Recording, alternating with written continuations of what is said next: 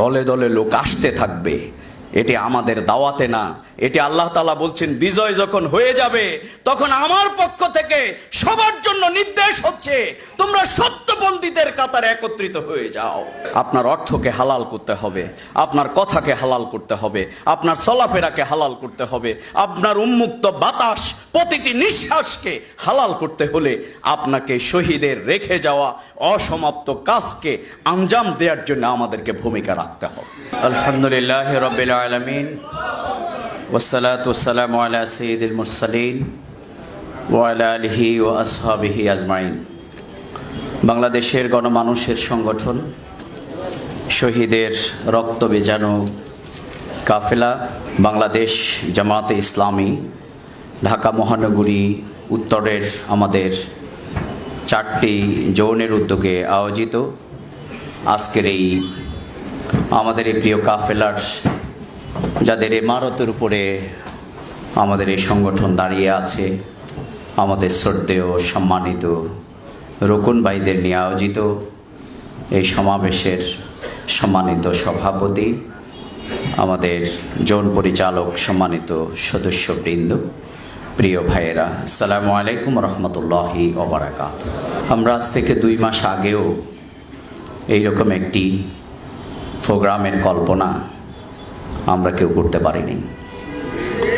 আল্লাহ তাআলা অত্যন্ত মেহেরবানি করে যে শহীদদের রক্তের বিনিময়ে এই বিজয় আমাদেরকে দান করেছেন, সমস্বরে আমরা শুকরগুজার করছি আলহামদুলিল্লাহ রাব্বিল আলামিন।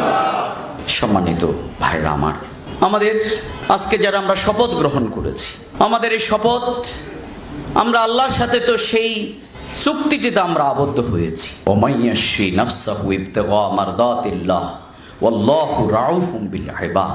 আল্লাহর কিছু বান্দারা তো তাদের মাবুদের সাথে তাদের চুক্তিটি, তাদের কন্ট্রাক্টটি হচ্ছে এরকম, তারা একদিকে তাদের জীবনকে দিয়েছে, আরেকদিকে তারা জান্নাতকে ক্রয় করেছে। সুবহানাল্লাহ।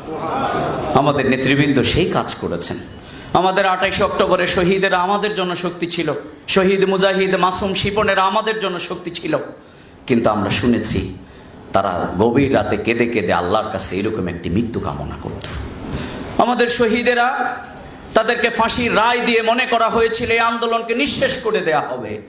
শহীদ মাওলানা মতিউর রহমান নিজামী, অধ্যাপক গোলাম আজম, আলী হাসান মোহাম্মদ মুজাহিদ, কামরুজ্জামান, এই জনপদের শ্রেষ্ঠ সন্তান মীর কাসেম আলীকে ফাঁসি দেওয়ার মাধ্যমে এই আন্দোলন শেষ হয়ে যাবে, কিন্তু না, এই আন্দোলন তার থেকে অনেক বেশি শক্তি নিয়ে বাংলাদেশের ইতিহাসের সবচেয়ে জনপ্রিয় অপ্রতিরোধ্য একটি আন্দোলনের নাম বাংলাদেশ জামাত ইসলামী।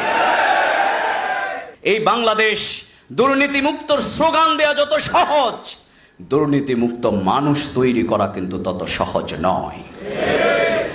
মানুষ সোনার বাংলা, সুন্দর বাংলা, একটি উন্নত বাংলা, এর স্লোগান দেয়া যত সহজ, কিন্তু আমরা চ্যালেঞ্জ দিয়ে বলতে পারি এই জমিনকে যদি দুর্নীতিমুক্ত করতে হয়, অপশাসনের কবল থেকে বাংলাদেশকে মুক্ত করতে হয়, যদি মানুষের প্রতিটি গোরদোরায় যদি মানুষের শান্তি কল্যাণ রাষ্ট্রে পরিণত করতে হয়, তাহলে রাসূল করিম সাল্লাল্লাহু আলাইহি সাল্লামের আদর্শের কোনো বিকল্প নেই। লাকাদ কানা লাকুম ফি রাসূলিল্লাহি উসওয়াতুন হাসানা। আমাদের ব্যক্তি জীবন, আমাদের পারিবারিক জীবন, আমাদের সামাজিক জীবন, আমাদের জীবনের প্রত্যেকটি অধ্যায়ে আমরা কতটুকু সেই মেসেজটি মানুষের সামনে আমরা উপস্থাপন করতে সক্ষম হয়েছি।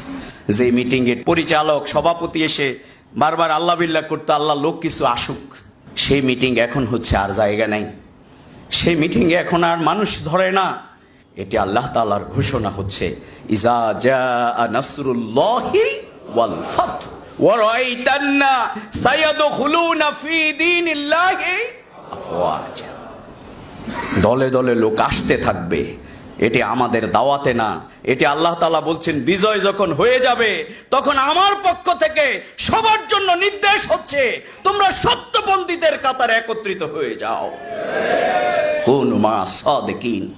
আল্লাহর ঘোষণা যদি আল্লাহ সব বাস্তবায়ন করিয়ে দিতে পারেন, এখন আমাদের দায়িত্ব হচ্ছে আমরা যে ওয়াদাটি আল্লাহর সাথে করেছিলাম আমরা সেটিকে কতটুকু আমরা বাস্তবায়ন করার জন্যে আমরা প্রস্তুত। আজকেও যদি আমাকে মাফ করবেন, যদি আল্লাহ তাআলার পক্ষ থেকে কোরআনের আয়াত নাজিল হওয়ার বিধান থাকতো, বিগত 15 বছর আমাদের এক একজনের জন্য হয়তো এক একটা কঠিন আয়াত নাজিল হয়ে যেত, আমাদের অনেকের নাম কিন্তু মুনাফিকের খাতায় চলে যেত। এই ছাত্র এবং জনতার, রিকশাওয়ালা, শ্রমিকের রক্ত দিয়ে যারা উন্মুক্ত বাংলাদেশ পেয়েছেন, যারা ওয়াজ মাহফিল করবেন, যারা ব্যবসা করবেন, যারা সব আয়োজন ভালো করে করবেন, সব কিছু করবেন, কিন্তু আহত আর শহীদদের জন্য পাশে দাঁড়ানোর জন্য কিছু যদি না করতে পারেন, আল্লাহর কাছে জবাবদিহির প্রস্তুতি গ্রহণ করেন। আপনার অর্থকে হালাল করতে হবে, আপনার কথাকে হালাল করতে হবে, আপনার চলাফেরাকে হালাল করতে হবে, আপনার উন্মুক্ত বাতাস, প্রতিটি নিঃশ্বাসকে হালাল করতে হলে আপনাকে শহীদের রেখে যাওয়া অসমাপ্ত কাজকে আঞ্জাম দেওয়ার জন্য আমাদেরকে ভূমিকা রাখতে হবে। রুকন ভাইদেরকে, তার পরিবার থেকে শুরু করে রাষ্ট্র পর্যন্ত সততার ঐতিহাসিক দৃষ্টান্ত স্থাপন করতে হবে। আপনারা রাজি ইনশাআল্লাহ? আপনি যদি কোরআনের ছাত্র হয়ে যেতে পারেন, তাহলে আপনি সবার উপরে আপনার কথাকে আল্লাহ তাআলা মর্যাদা দিয়ে দেবেন। সুবহানাল্লাহ। আমি আপনাদেরকে ক্যাটাগরিক্যালি 3টি কথা বলেছি। আমাদের প্রথম বিল্ড আপ করতে হবে, আমাদের দৃষ্টান্ত কিসের বলেন? সততা। আমাদের দ্বিতীয় কি? আমাদের জ্ঞানের। তৃতীয় আমাদের কি? আমাদের দক্ষতা। আসুন আমরা সামনের দিকে এগিয়ে যাই। সুবহানাকা আল্লাহুম্মা ওয়া বিহামদিক, আশহাদু আল্লা ইলাহা ইল্লা আনতা, আস্তাগফিরুকা ওয়া আতুবু ইলাইক। আসসালামু আলাইকুম ওয়া রাহমাতুল্লাহি ওয়া বারাকাতুহু।